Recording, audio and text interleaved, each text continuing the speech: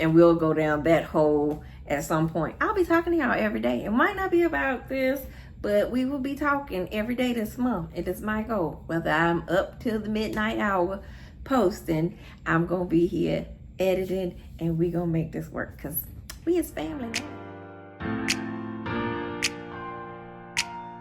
Welcome back. So we're picking up where we left off yesterday. I'm a little scatterbrained, but I got my notes to keep me on task because a lot of times I am not. But when we ended yesterday, I was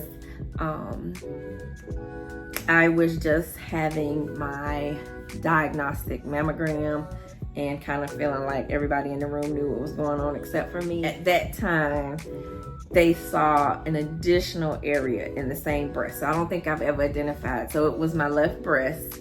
And to be honest, it wasn't even the side or the breast that had issues. And so I was baffled because when I first went in, I got lucky. So the actual hospital system that I went to is Duke. And I will say that the person who did the diagnostic mammogram ended up being the same person who did the initial. And so when I saw her, I was like, well, is it the same one that you had the issue with? She was like, no, it's not the same one. Very nice.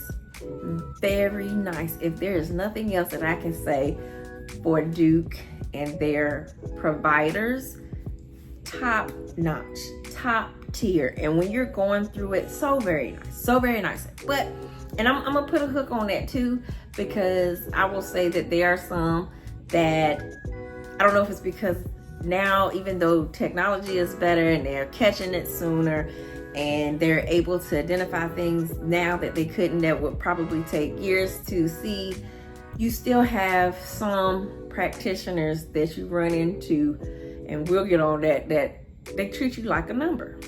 They are not kind, they are not caring, and sometimes it can make you feel bad, but that's another story again for another day.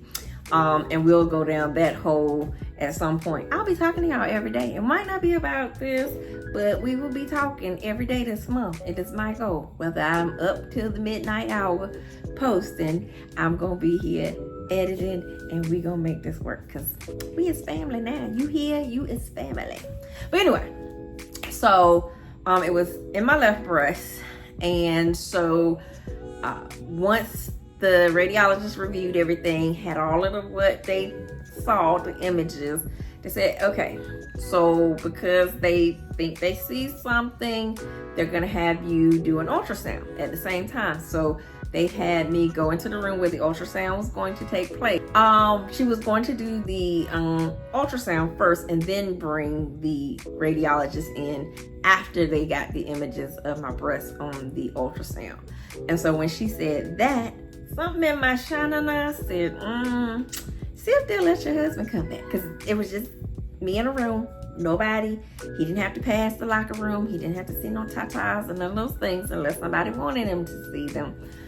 It was good. So she went to get him. She was like, sure, I'll get him because the radiologist will come out and talk to you. So he was present for my ultrasound. She did what she needed to. She came back. She did mention, I don't think she did. She waited for the radiologist. The radiologist came back and she said they saw 2 spots.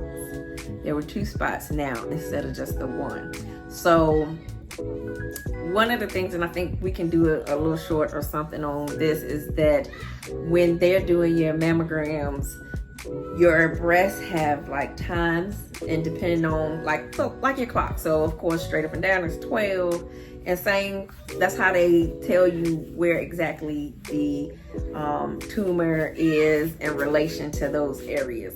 But so mine, I had one at 1 o'clock and I had another one at 3. 2 areas at the time. So I will say again, you in a room, everybody already know, you've seen a million of these, you know what it is versus what it's not. And so I will say, when the radiologist came in after seeing the ultrasound, she did identify, say yes, it is. She said we did see another extra area, but it could just be scar tissue. But because we don't know, we're gonna go ahead and and check both. So she was like, what we have to do now, mind you, I told you I've been Dr. Googling. I've been Dr. Googling since I got the first, hey, we need you to come back. And I started looking at images, and I started using the words, Googling the words that they put in their report to see what it said. Scared myself, Control Alt deleted them many a day, but went right back into it like I won't scared 5 minutes before. So, I gotta laugh at myself sometimes. But they were like, we want to get you in for a biopsy. But of course, I really believe if it wasn't the holidays, I probably would have been able to bam boom it on the same day. And so I knew that a lot of times that they would ask you to do a biopsy. And so she had me come back because they didn't have anything. So once again, I got that date, December 28th is the day that I had that diagnostic mammogram and ultrasound. And of course, you know, whatever holiday comes right after Christmas, it's going to be the New Year. So they were jam-packed, but it wasn't a long wait. But when you don't know, when your fate is hanging in the balance, you are worried about everything. You really not sleeping. I wasn't sleeping. I was online looking at everything. And so after the appointment, you know, I'm calling the close family friend. My husband's already with me. And I'm telling her, and I'm like, you know, Dana, I don't know if it's this is the other thing. So I left out a piece. So the diagnostic radiologist mentioned to us before she even mentioned the biopsy, or right after mentioning having the biopsy, she says, I want you to know, I've been doing this a long time. And in the past, it has been truly breast cancer. And she says, but I can't say until we do the biopsy. Fair enough. So on the way home, I'm talking to Nana, and I'm saying, okay, this is what she's saying. And I get it. I get why family is going to always be like, no. We rebuke it in the name of Jesus. And yes, that's true. We rebuking anything that does not belong. We casting it back to where it should be, in the pits of the devil's house. Okay. But so I'm just kind of saying what this doctor is saying to us, to my family, so that it's going to be a hard blow, but hopefully it lightens that sting just a little bit to kind of say, I'm letting you know that they are saying it could possibly be. And so Nana was like, no, it's the deodorant. And so I was like, okay, all right. You remember, so from last video, if you saw my last video, if you haven't, you need to go back. I'm going to try to find a way. I'm going to learn how to edit and put that video in here so that you can go back and see what happened and why we're saying it was the deodorant, if you haven't looked at it. So if you haven't, pause, go back, look at the first video. But either way, so we said that the 28th is that day, ultrasound, mammogram, and on the 4th or the 3rd, might have been either 3rd or 4th, I got my biopsy. Freaking out, scared, took the day off because I didn't know. You Googling again, you see the threads, you see the posts, people saying, oh, so painful, it's terrible. They take this needle. It almost looks like, if you ever have had the long lighters to light candles and things of that nature, the long one, or your grills and things of that nature. That's exactly what it looks like, and it makes this clicking noise. But once again, to reiterate how awesome the people were, and understanding and kind and sweet. But they take that needle that they sticking in there, because they gotta get in there, and because it's 2 different spots, they had to do it in 2 different places because they weren't close enough that she could get it from one area or the other. So I had to have it done 2 different times, but they are taking small little microscopic pieces of the tumor so that they can send it off to a laboratory and get the, you know, see if it like fell for cancer. So my husband was there again, shout out to him. And when I say that they talked to me, the sonographer or the young lady that was in, ultrasound tech that was in with my diagnostic radiologist, so sweet. We talked about nephews and nieces and just things of that nature and our kids, and it was over. The worst part of it was the numbing, but the thing that I could appreciate the radiologist did was she wanted to make sure that I was numb, like really numb. So she put in as much, and I don't know if everybody does that. I don't know if everybody's kind enough to do that, and or either there's some people that just have a low threshold, and I have a low threshold for pain, but she definitely, she was the bee's knees, and I can't say it enough. But so they do that. I want to say, let's just throw out a day. It was a Wednesday, and she says it can take up to 2 weeks before we hear something back, and on top of that, we got the holiday in place, so don't feel like something's wrong if you haven't heard anything. Okay, that was Wednesday. Thursday by 1 o'clock, I got the phone call. Thursday by 1 o'clock, she was calling me and she was telling me that, Candace, you do have malignant, it's a malignant tumor. One of them is malignant, the other is just scar tissue. So the one that they discovered when they did the diagnostic was really not another, it wasn't cancer, it was just scar tissue. So that was good, that was great. And so, and I'm at 12 minutes, y'all, so I don't want to keep going. This is gonna be long, huh? So y'all can talk. But so at that time, so if you're not aware, depending on certain things, so with cancer, with breast cancer, you can be ER, which is estrogen, PR, which is progesterone, and then HER2 negative. And that's a protein. So of course, estrogen and progesterone are hormones, and then HER2 is a protein. And a lot of times with HER2 negative or positive patients, a lot of times there is no, okay, we're not gonna do chemo with them. So at the time when they do the biopsy, they just know that it's malignant. They have to send it then again, or they do further testing to tell you whether it was ER, PR, HER2, what all the good stuff is. And so that comes a little later. But for her just to tell me that it did test positive for cancer, she did call and tell me that, but she did mention that they would be calling to set up my team and all of the things, because a lot of times they're not trying to, they do not want cancer to be in your body. And a lot of times, depending on what type, if it is ER and PR positive, a lot of times they won't know whether or not you have to have chemo, depending on the size of it and depending on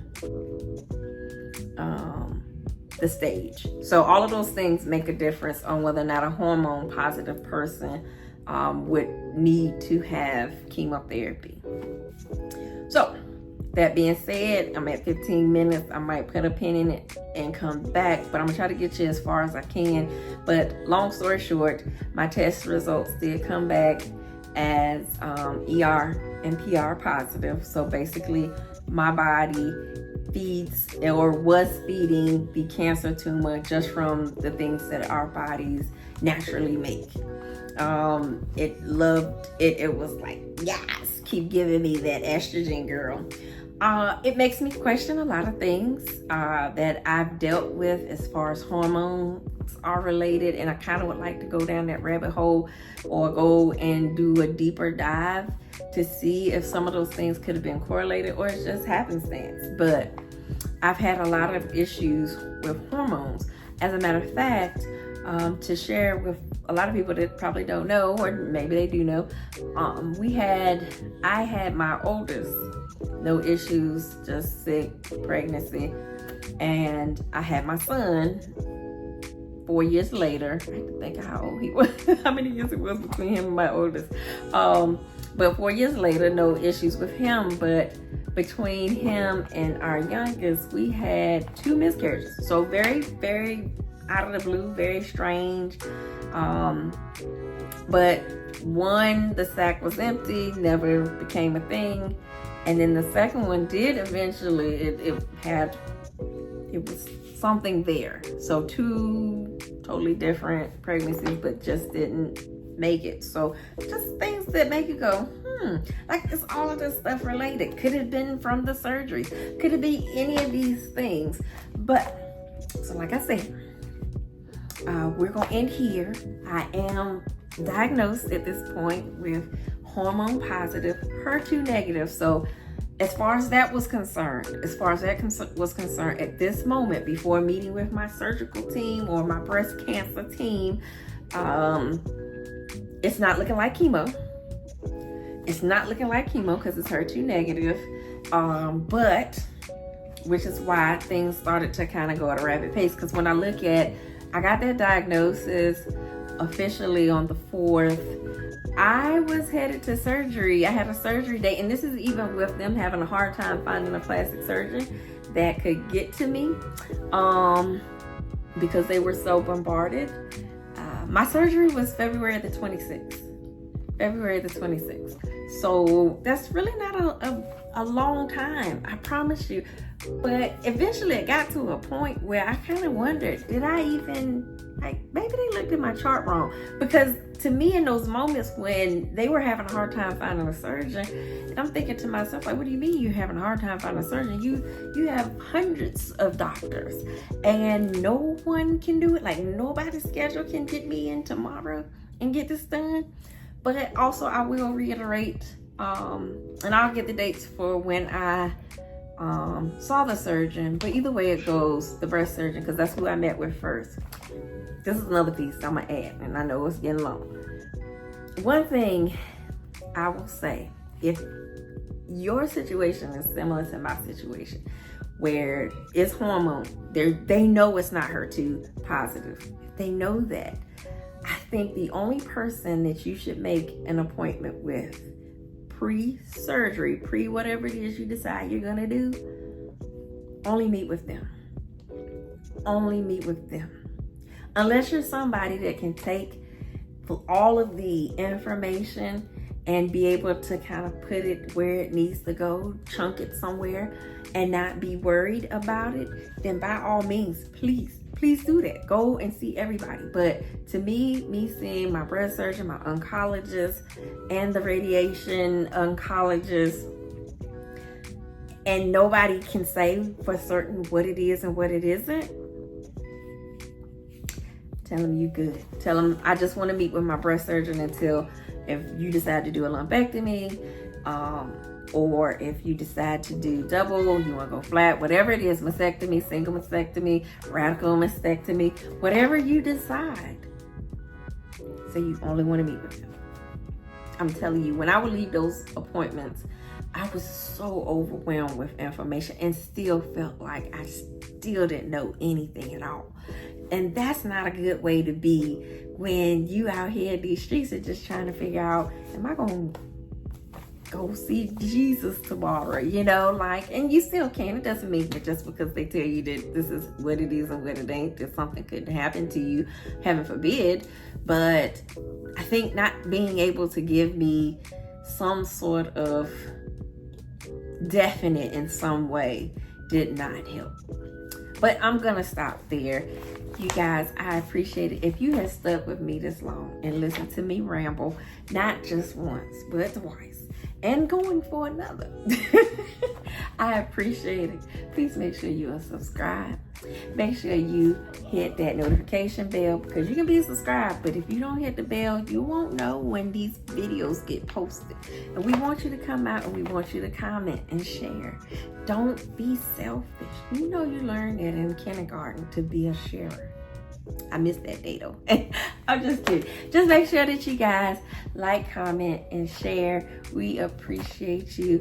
And once again, like I said, I will be posting every day. It is my goal to do Vlogtober. It is in honor of my birthday. Remember, again, also my fight with breast cancer.